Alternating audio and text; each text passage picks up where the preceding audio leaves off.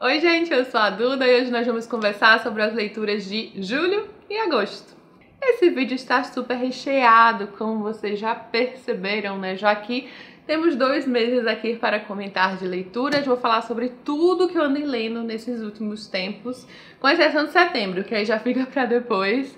E bora lá! Lembrando que vai estar tudo aqui embaixo no box de informações, que comprando pelos meus links vocês ajudam muito o canal, então super obrigada. E eu espero muito que vocês gostem dessas dicas. Alguns livros já têm vídeo no canal, outros ainda terão, então podem aguardar. Esse é um vídeo para só fazer aquele apanhado geral, comentar rapidamente, naquele estilo mini resenhas, né? Já deixa o seu curtir aqui embaixo, isso ajuda muito na divulgação do vídeo, e se inscreva no canal, caso ainda não seja inscrito. Agora vamos para as leituras. Não está exatamente na ordem de leitura, vou pegar aqui meio aleatório.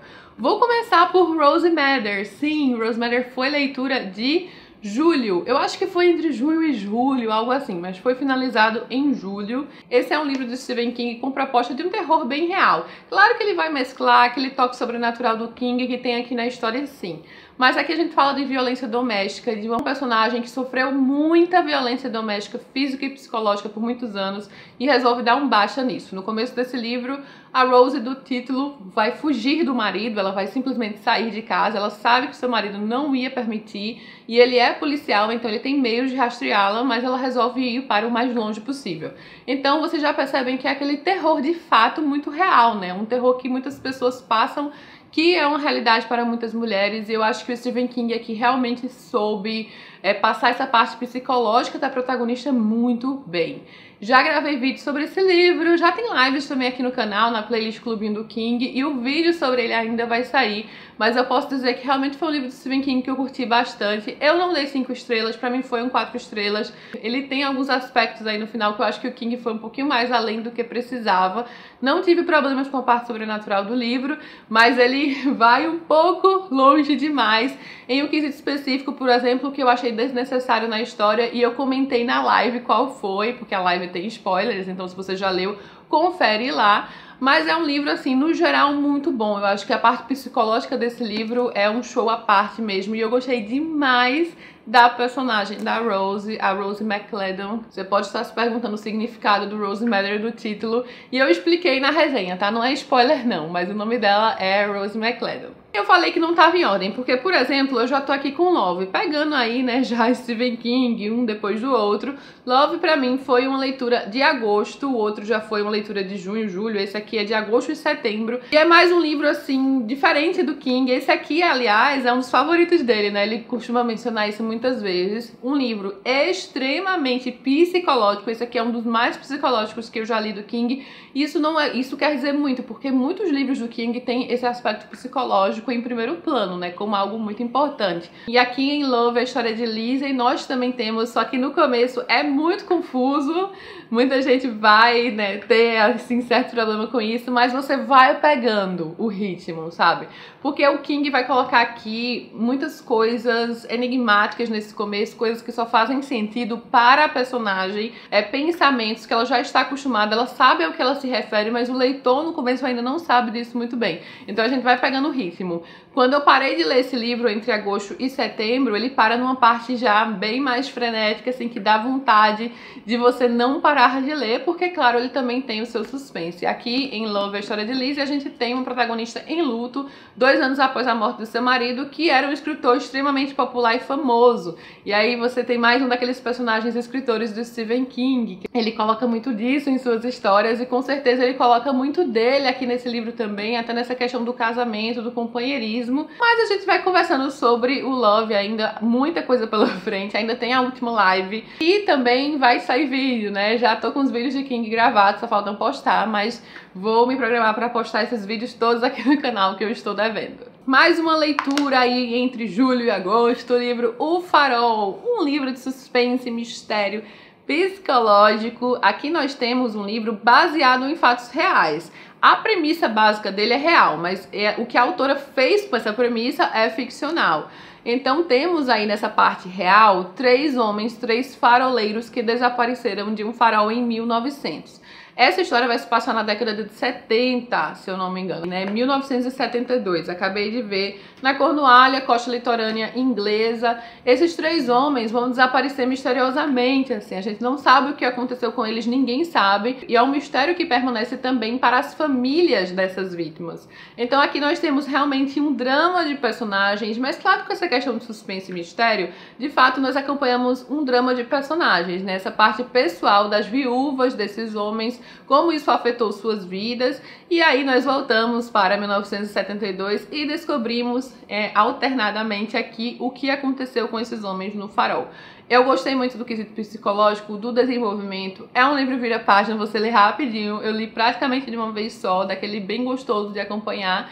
E eu acho que o drama também aqui foi muito bem desenvolvido, as questões de lidar com o luto, como é muito pessoal, como cada pessoa vai lidar de uma forma. Tudo isso, essa parte pessoal mesclado com o mistério foi algo que me ganhou aqui e já tem vídeo no canal. Mais uma das últimas leituras, um grande clássico da literatura mundial, Coração das Trevas, nessa edição aqui maravilhosa da Dark Side Books. Um livro que eu sempre quis ler, esse era um dos que eu mais queria ler dos clássicos. Finalmente li, finalmente conferi essa história que foi tão revolucionária, né, especialmente no seu período, porque vai criticar as missões colonizadoras do imperialismo europeu, que era algo tão comum, né, especialmente na época em que o livro foi publicado, e existia toda essa hipocrisia que essas missões eram civilizadas, estavam ali para ajudar os nativos do continente africano, né, diversos países.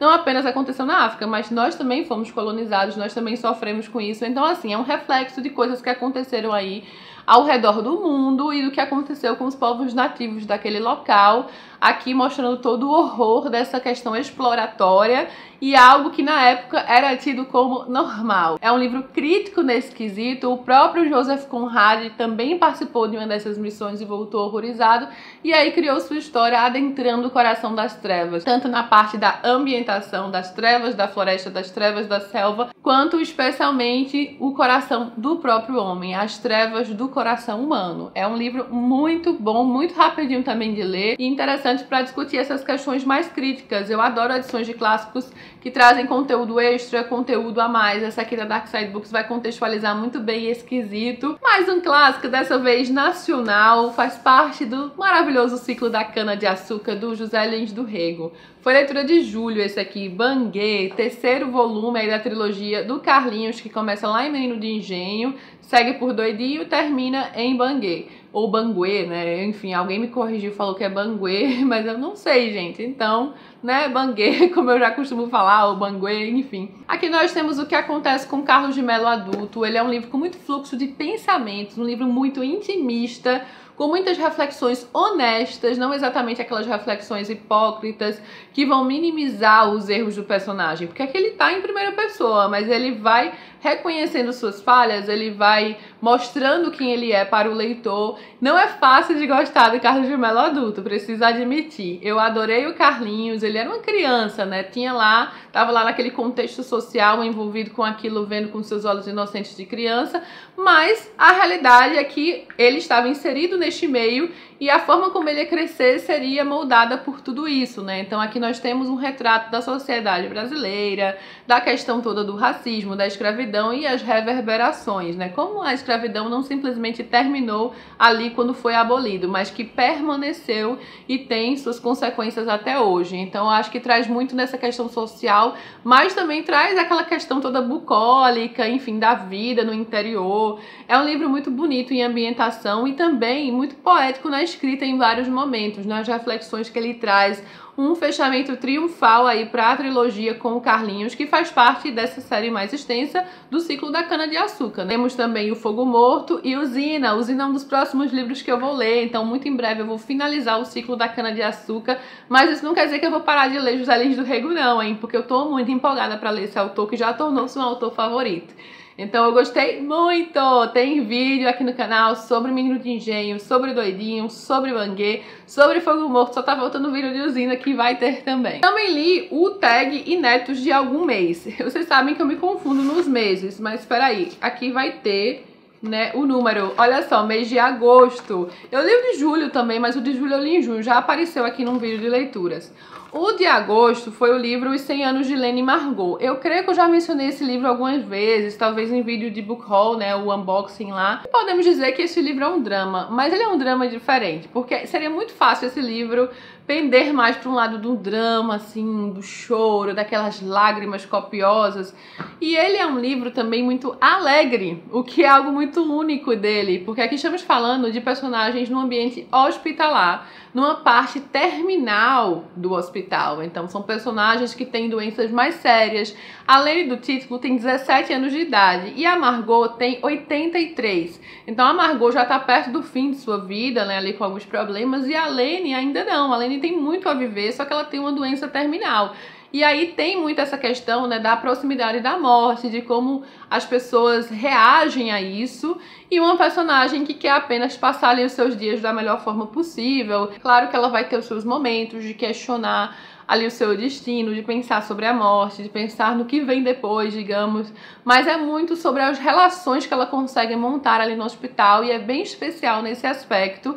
E aí temos a Margot, que é uma dessas grandes relações, uma senhorinha de 83 anos. Ela, junto com a Lene, tem juntas 100 anos de idade, elas fazem todo um projeto em cima disso, muito legal aqui. E é um livro em que a gente também acompanha a vida da Margot em flashbacks, que é uma parte importante e interessante da história. Você vai chorar, mas você vai também ficar com o coração leve, você vai rir. Eu acho que a autora soube dosar muito bem aqui essa questão, né, do riso, do choro, nada forçado, e de personagens que você aprende a gostar. Eu realmente curti bastante Os 100 Anos de Lene Margot, que é um livro de estreia dessa autora, da Marianne Cronin, uma autora inglesa. Fica aqui então essa dica quando este livro sair na sua versão de livraria, porque por enquanto ele é exclusivo da Tag. Ele saiu pela editora Planeta, tá? Então é um lançamento pra gente aguardar pela Planeta. Agora a gente vai para um super livro que eu já queria ler há um tempo, que eu já tinha colocado nas metas algumas vezes, de um dos grandes autores favoritos da vida. Ai, gente, mal posso esperar para finalmente sentar depois e gravar um vídeo sobre esse livro. Ainda não está nos planos, mas farei. Eu estou falando de O Homem Ilustrado, um livro de contos do Ray Bradbury, esse autor tão incrível, tão clássico da ficção científica, né, tão importante para tantos outros autores. Ele foi um autor que inspirou muitos outros, incluindo o próprio Stephen King, que tem o Ray Bradbury como um dos seus autores favoritos. Eu já falei para vocês que o livro Algo Sinistro Vem Por Aí e o It, a Coisa tem muitas semelhanças em vários aspectos, e são dois livros grandes favoritos do meu coração.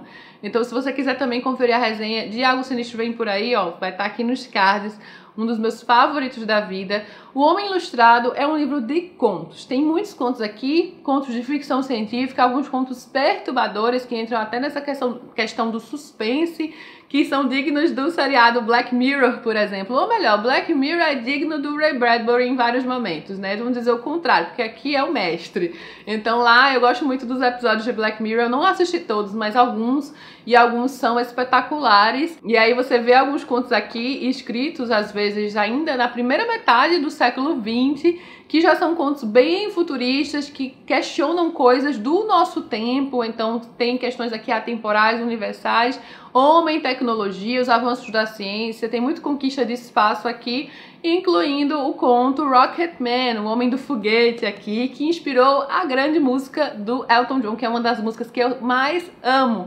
E eu nunca mais vou escutar essa música do mesmo jeito, porque esse é um dos melhores contos aqui.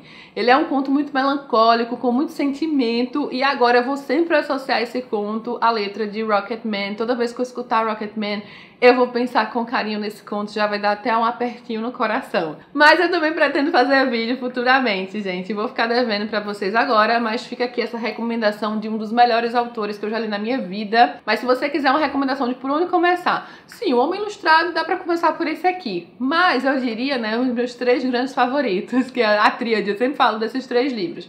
Algo Sinistro Vem Por Aí, As Crônicas Marcianas e Licor de Dentes de Leão. Vamos começar. A Agatha aqui no meio, né? Ainda tem muita coisa pela frente, mas uma das leituras, eu acho que essa aqui foi a de julho, né? A Maldição do Espelho, um caso com Miss Marple. Um livro inspirado em um caso real. Infelizmente eu não posso adentrar nessa questão do caso real, porque na época quem conhecia esse caso real desvendou o mistério da história. mas é bem impactante uma vez que você termina de ler, você saber que esse livro é inspirado em um caso real. É um livro no vilarejozinho de Miss Marple, St. Mary Mead, que não é mais o mesmo, não é mais aquele vilarejo antigo, assim, da forma como ele era intocado, né, aquele vilarejo pacato inglês.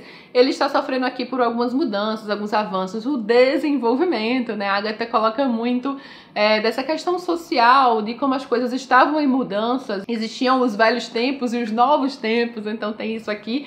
E nós temos uma grande atriz, daquelas hiper mega famosas, digamos, atrizes de Hollywood, que vai se mudar para o vilarejo. Ela vai comprar ali uma mansão, que por sinal é a mansão de um corpo na biblioteca, que antes a dona era amiga de Miss Marple, só que aí depois já da morte de seu marido, ela vendeu a mansão. Ela também está nessa história, né, a senhora Bantry, ela é super amiga de Miss Marple, elas são BFFs. E aqui temos essa atriz que se muda e tá ali todo mundo comentando sobre ela. Ela vai fazer uma festa de inauguração ali, da sua chegada, e ocorre um assassinato, né? Estamos falando de Agatha Christie. Então eu gosto muito desse livro, eu lembrava do final desse livro ali na minha adolescência. Tem alguns aspectos tão bons de serem comentados quando a gente pode falar spoilers sobre ele, mas se você já leu, confere lá o vídeo, porque no vídeo tem a parte de spoilers, né? Eu aviso antes de começar. Você pode assistir livremente e aí eu aviso quando vão começar os spoilers. Vou deixar o link aqui nos cards. Aliás, eu acho que não vai caber. Eu tenho muito link pra colocar nos cards. Eu vou colocar o que der, ou então vai estar aqui embaixo, ou então tá na busca aqui do canal, como um dos últimos vídeos. Mas sim, um caso muito bom de Agatha Christie. Ainda em Agatha Christie, esse aqui já é um dos últimos, eu acho que o último que eu li em agosto. O vídeo já saiu no começo de setembro. Os Relógios. Gente, o caso mais mirabolante de Agatha Christie, podemos dizer. Esse é um livro, assim, que a Agatha tava muito loucona. Tudo junto, misturado, ela força muito em alguns aspectos. Mas também é um livro tão divertido em outros, tão típico de Agatha em outros. Ele é divertido, sabe? Enquanto você está lendo, ele diverte, ele vai lhe deixar curioso. Mas assim, no final, ela realmente embola muita coisa, assim, fica uma coisa absurda. E o final, então, diminui um pouco a qualidade.